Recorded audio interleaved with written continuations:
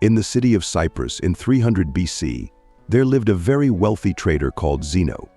While on a voyage from Phoenicia to Piraeus, his boat sank, along with all of his cargo. Because of that single event, an event that was entirely out of Zeno's or anyone's control, this very wealthy man suddenly became poor in an instant. Imagine you were Zeno.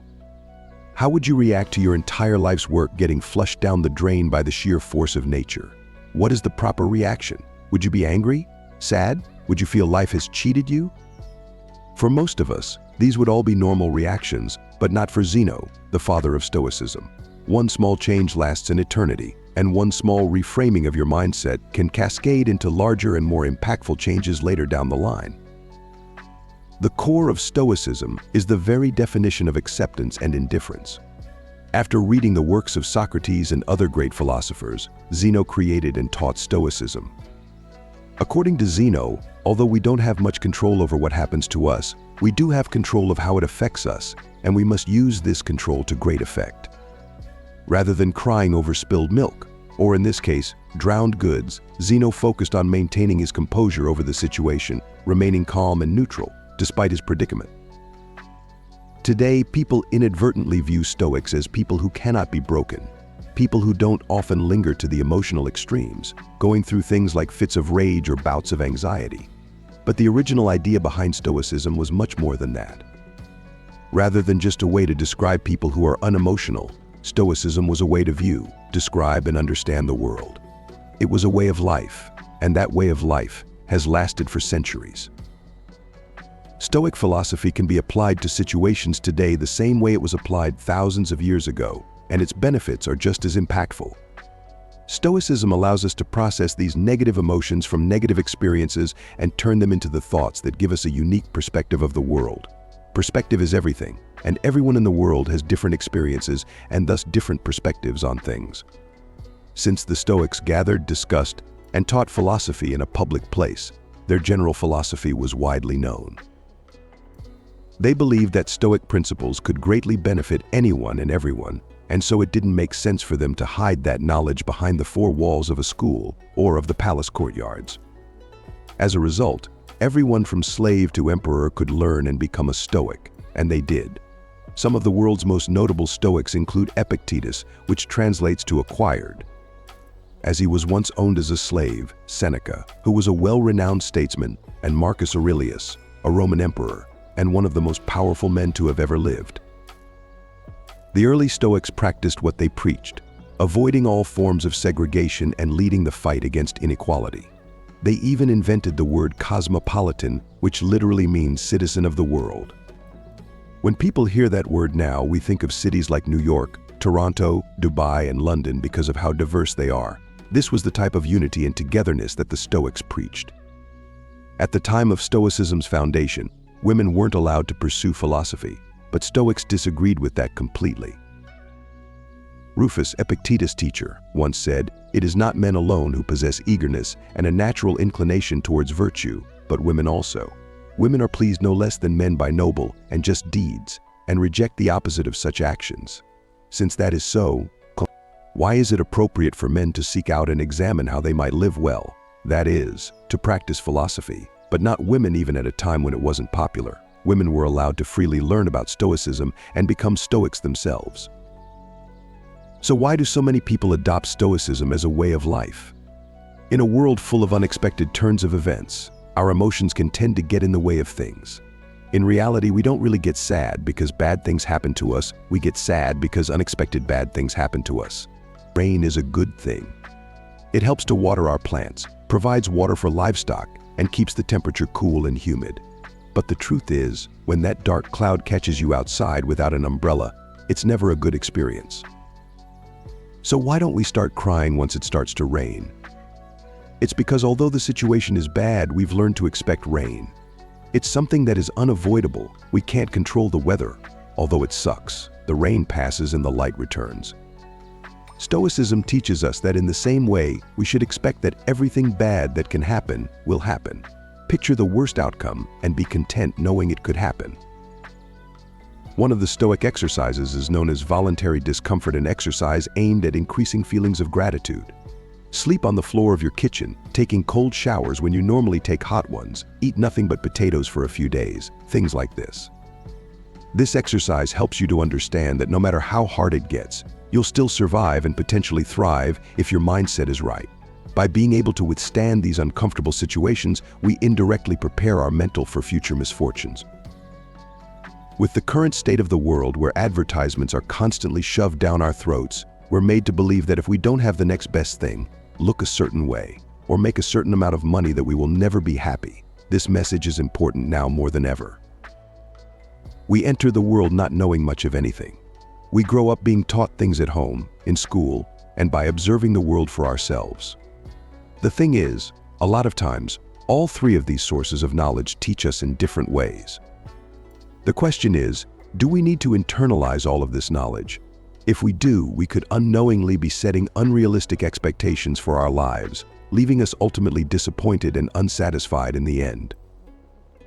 That's no way to live. We should instead focus on improving ourselves, for ourselves.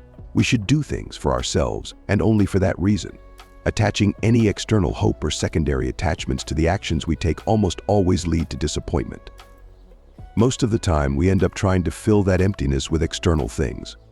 Blowing all your money on a fancy car, a house, or even starting a family.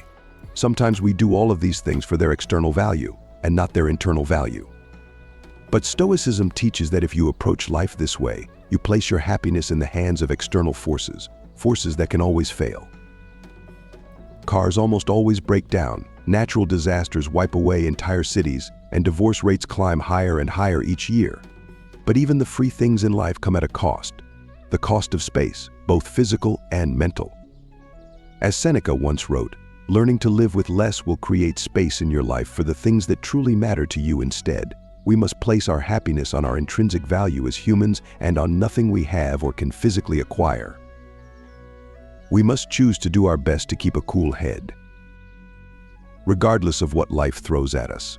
Because regardless of what it is we want, at the end of the day, we don't have any control over the majority of things that happen to us, but we do have all the control over how we react to those things.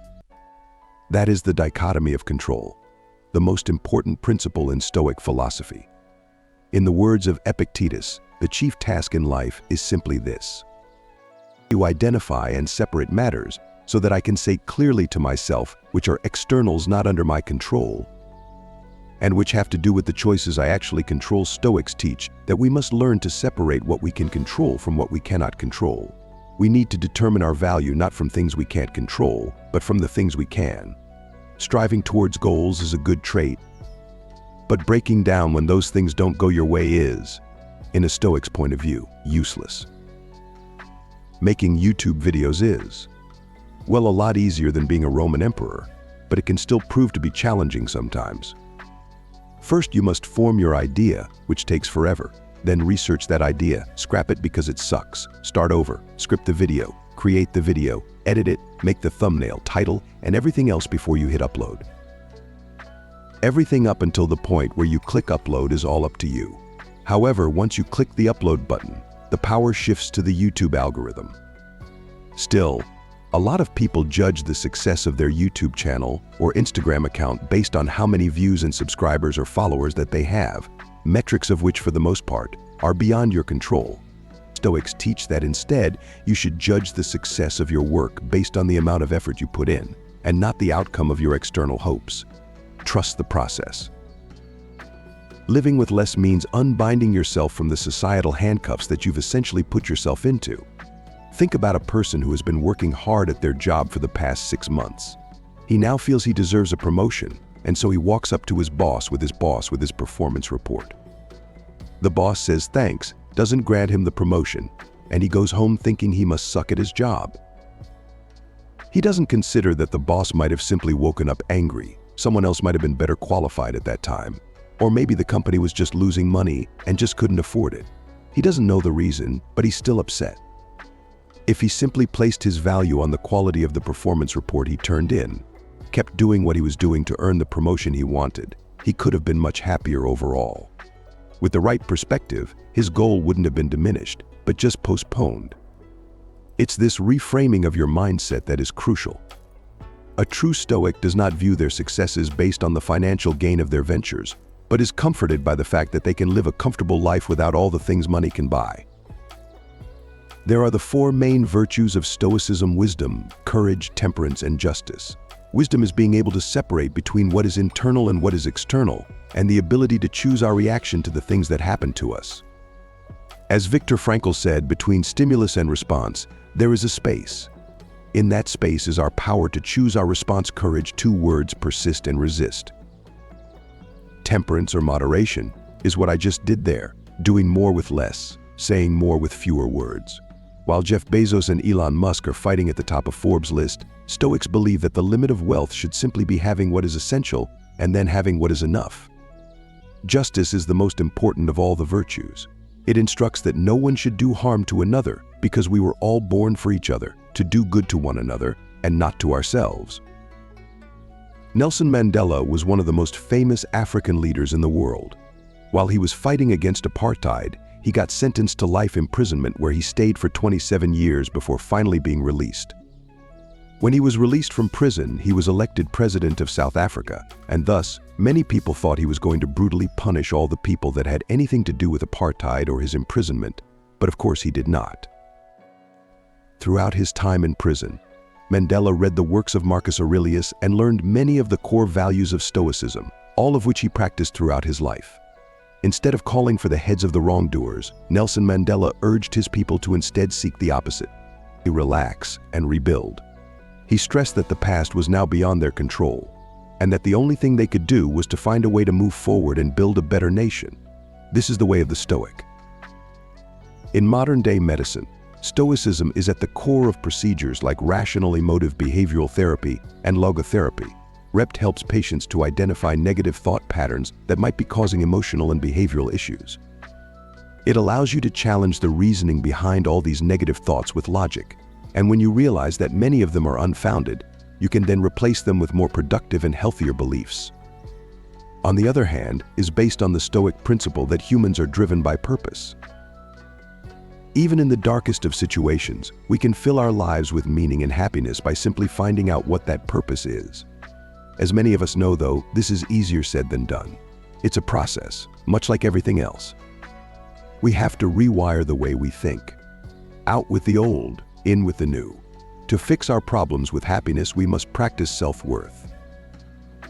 By redirecting our definition of value to the things that we can control, we can stop getting fixated on the things that we cannot control, and overall, we can lead a much happier and more fulfilling life. Stoicism helps us steer through past and present storms into calmer and more peaceful waters. And if our ship sinks and we all drown, we can take peace in the fact that we lived a good life, albeit not as long as we had hoped. Because remember, everything has an end.